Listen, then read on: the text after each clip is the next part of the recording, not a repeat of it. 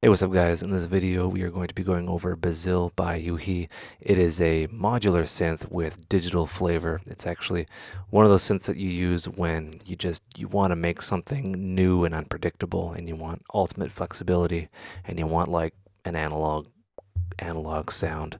So let's get in on this guy right here. This is Bazille. This is what you're gonna be looking at.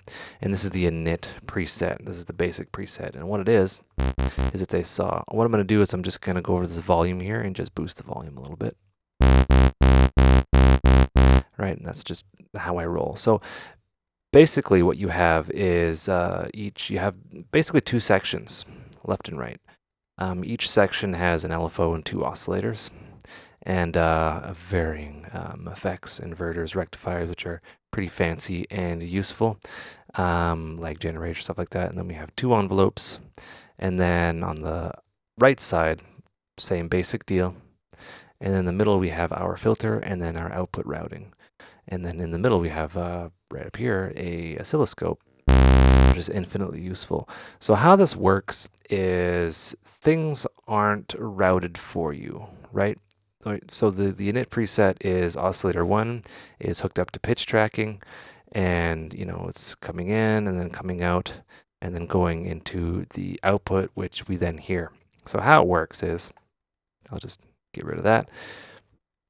These red pins are outputs, and they can go into any gray input.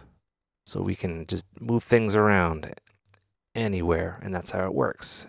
You actually can't have an output going into an output. It doesn't work. But this is the basic premise, right? Audio in, something happens, audio out, or signal in, signal out. And the beauty about these synths is you can actually use LFOs as oscillators and oscillators as LFOs and modulate that way. So you get like really fast modulation, really analog-y, kind of dirty, kind of crazy, kind of unpredictable, which is what we want. This was a video request, by the way. Someone's wanting to learn this, but it's like totally freaky. So I'm pressing a button and nothing is happening. And all right, so let's try to get some sound in. We want to get audio going into these audio outs. What I can do is I can just take this red pin, which is the output of oscillator 1. See, things are kind of hardwired in. So in reality, this is kind of like semi-modular because you don't have to set up pitch tracking or anything like that. So basically, yeah, it's just things are routed in. This would be like the pitch tracking and then the phase, and then this is being shaped, and then it is being brought, and then you have your volume and stuff like that, and then it comes out to these red pins. These red pins are the output. This red pin is before the amplifier, and this one is after. So that is useful. You can actually take this, whoosh, take it to the output, right, and we have our saw again, and then I can take it pre-amplifier and then have it as its own LFO. So I can just kind of tap into that signal and I can do some cool stuff that I like to do. But I'll show you that later. That's one of my favorite things. We're just going to focus on the basics for this video. So there we have sound from oscillator 1 to output. So say if I want to move it into these kind of filter things here, well, what I can do is I can drag this and then drag it to the input of the filter, which is these gray things, right? Again, going from red to gray, output to input. And I'm pressing keys and nothing's happening, and that's sad. But how it works is it's modular, remember, so we have to kind of select the output. And how it works is it's kind of split into different filters, and each filter has its own output. They share the same cutoff. But yeah, you have low pass 24 and 12, low pass 6, low pass 18, band pass 6, high pass 12, things like that. All right. So let's just go from low pass 12 dB per octave, bring that up here to the output. And we have sound again. I'm pressing buttons. Cool. So we can bring the cutoff down. We have a filter now. Pretty neat. So let's say we want to do modulations, because that's where like modular synths really come into really come into power. Let's use an LFO. An LFO is just a fancy oscillator. And in reality, what we can do is we can actually, I'll just take that out, we can actually use an LFO as an oscillator. We can just drag that in and, you know, we can actually see our oscillator. It's at 1 hertz. So it's pretty low, but we're hearing the like the startup or whatever. But we can actually, you know, this is what the LFO actually sounds like if you were to use this, you know, as an oscillator. Like there's no pitch tracking. I'm pressing different keys and it's always the same thing like that. But we can actually like hear it. We can route it into the output, which you can't really do with other synths. Right? So that's pretty neat. But let's route it. I'm going to set it to 1 second. Let's route it into something that we can use. So I want to route this into, I want to modulate the cutoff. So a lot of values have these like destination potentiometers, right? And they have an input below them, right? So a lot of things do, like this guy right here, which will control the pitch. You can modulate the pitch if you just drag that in. You know, phase and something called fractalize, which is pretty cool. And then volume modulation, which is amplitude modulation, right? They modulate the whatever they're pointing to. So you can visually see the signal path and like what's affecting what. All right, so we have the cutoff here. Let's just go to this knob. There's multiple modulation sources for the cutoff, which is very useful. Let's just take this, which is a variable triangle saw and ramp. Drag that in there, let go, boom. And then we'll give it a modulation depth right here. Bring that down, boost the resonance, and we'll go low pass 24 to the output. Let's see what that is.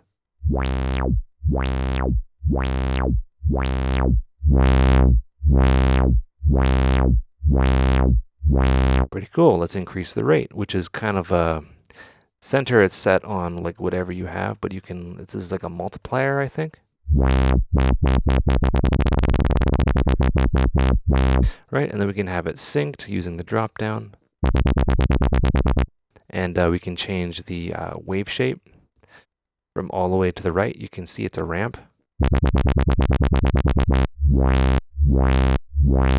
And then all the way to the left, it is a saw.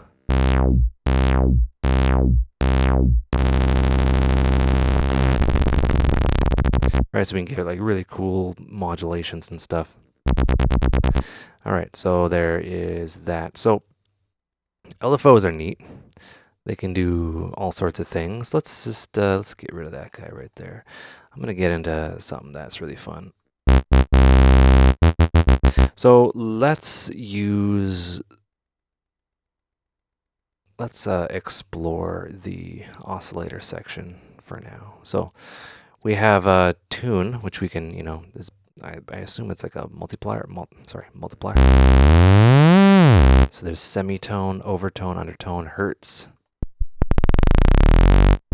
Right, so this would be like no pitch tracking whatsoever. And clocked, I'm not quite sure what that is.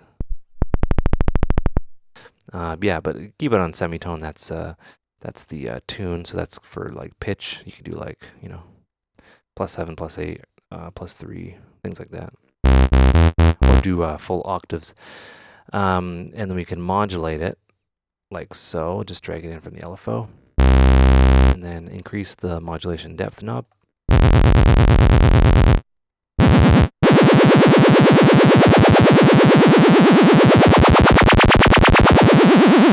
And then we can have that in the maximum value. We'll have this in cents. It's a little less extreme.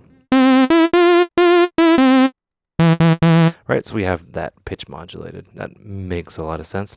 We have phase also, so I'll just show what that does. Let's say you want to have, you know, multiple oscillators going on at the same time. You can, as far as I know, share the same pin. Oh, you can't. Okay, never mind. Sometimes you can. Yeah, can you share the same pin? You can on some. Let's see. pin from here. Anyway, yeah, let's just continue. So we're going to have these both going in to this oscillator, or the filter here. Oscillator 1 and 2. We'll have low pass going into out 1. All right, something sounds a bit different. Let's just turn this guy down. This is a sine wave, so oscillator 1 is a square by default. This one is a sine wave. Why? Because how it works down here, this is how you select your oscillator shape. So right now it's, when you have this down, it will be essentially a square, a sine. And we increase it, and it gets shaped to whatever you have set here. So a saw. And we have square, impulse, 2 pulse, half saw, and then like resonant ones. So you can modulate this and do some really cool things. Let's just stick with saw for now. Alright, so we have 2 saws going on. Right, we can adjust the phase of one of them. Right, so the saws are not perfectly aligned. Again, this is a digital. They're digital oscillators, so they're not as unpredictable as analog ones. Right, so we can get some really cool like pulse width modulation stuff. Let's just have this fine, right? So you can have varying levels of modulation.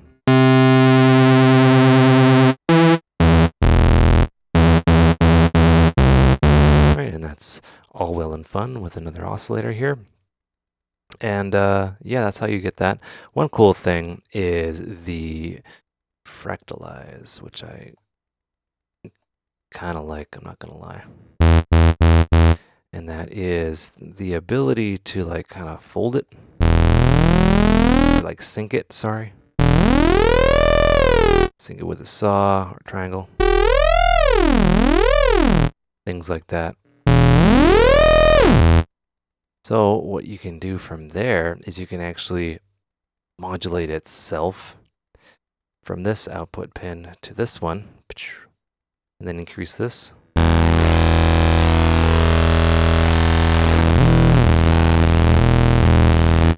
Yeah, I'll just have it on saw.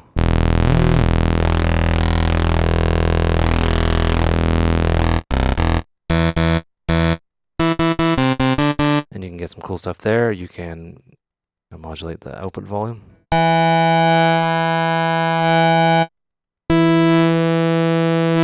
You get some weird shapes. Alright, so let's skip this whole filter business. Let's put this into the rectifier, which is a pretty neat effect, and then bring that into the filter.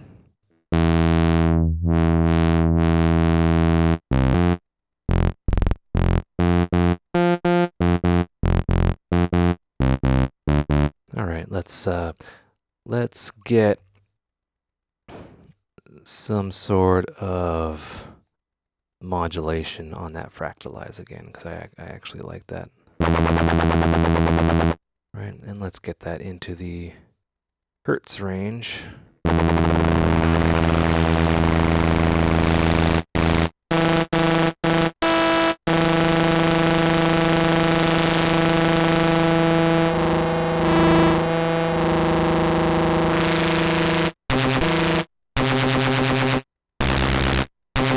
Alright, we got a bit of a sweet spot there.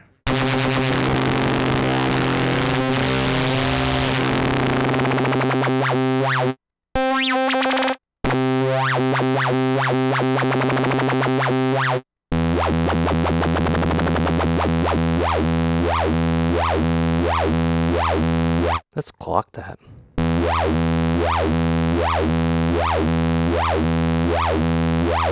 Cool. All right, let's get some more elements in there. What I want to do is I want to let's see here. Well, I can use an envelope 2, then have that mess with the cutoff.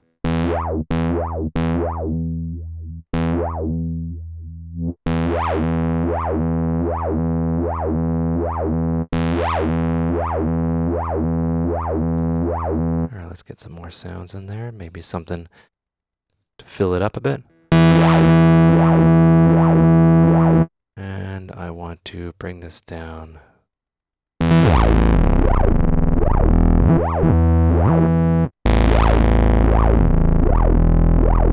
Alright, that doesn't sound too great to me. What I can do is I can bring this into this filter and then use the bandpass and then bring it back up into that filter.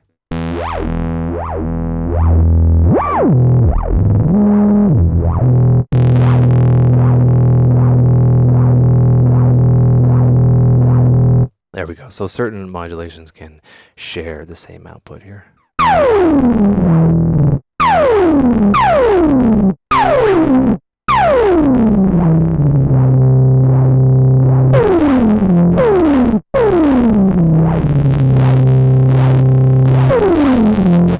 Alright, we're getting a little crazy here, but it's okay. And let's just see what this does.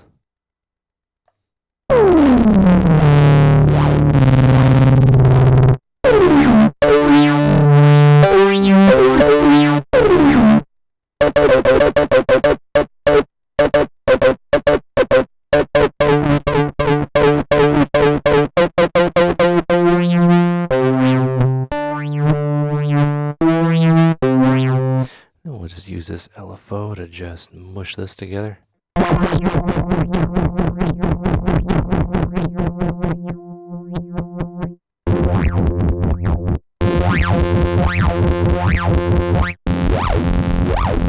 And then maybe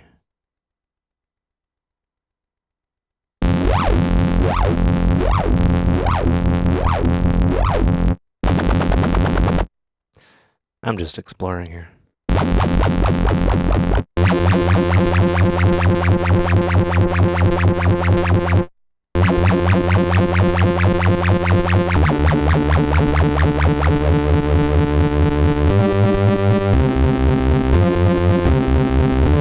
Right, and there is that. So there's a few other utilities that we can play upon. We can just drop in some white noise, which is something that I like to do.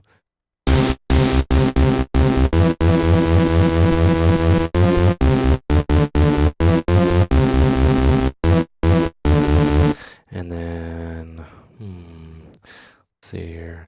Let's use Oscillator 3, which is a sine wave, obviously. We can drop this into something that'll affect the resonance.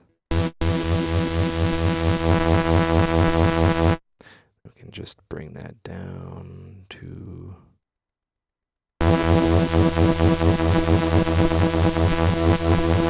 like FM range or something.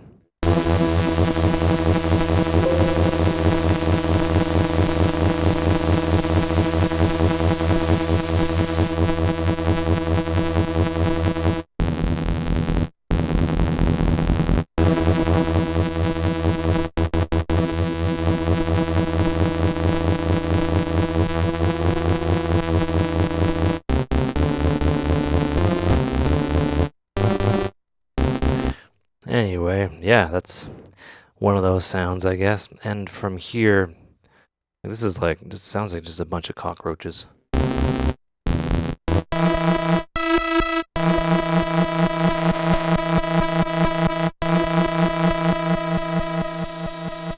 Good Lord.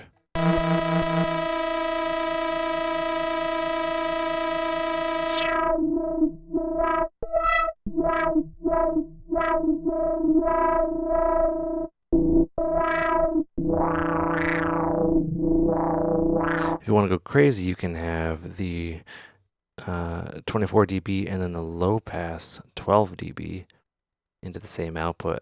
And they both share the same cutoff control and things like that.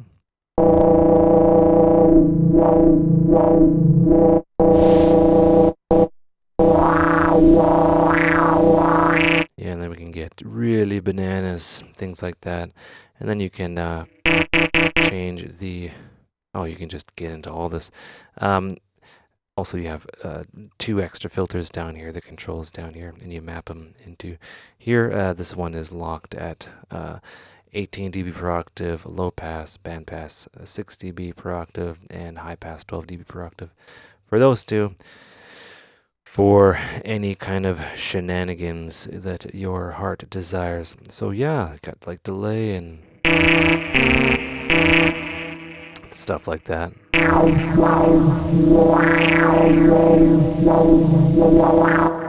Yeah, so we can have maybe it's just some random sample and hold. Oh, wait. Where is that? Is there sample and hold? Yeah, there it is. And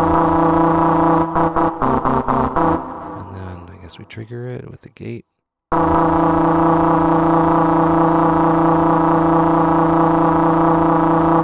There's something. We gotta feed it.